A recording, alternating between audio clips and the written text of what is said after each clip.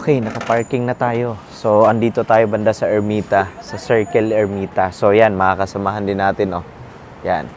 So, time check is 8:30 na. 8:30. So, yan. Kakain muna kami before kami pupunta dun sa, sa venue. Kasi sa sobrang daming tao, ang hirap ng parking. Kaya medyo malayo kami.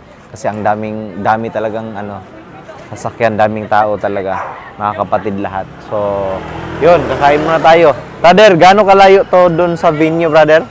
Mga 800 meters. 800 meters. So, mahaba-habang mahaba-habang lakad. Oo. Hingi ko na kayo ng pauman eh. Pero mas okay na yung ganito. Alam nyo may pupunta. At least may parking, oo. Kesa yung baba namin kayo doon. Oo. Diba? Tapos hindi na alam, oo.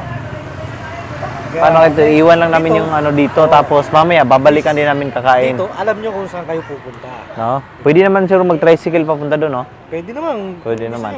Pwede naman, may tricycle dyan. Alright, so yan. Update tayo mamaya. Ganyan.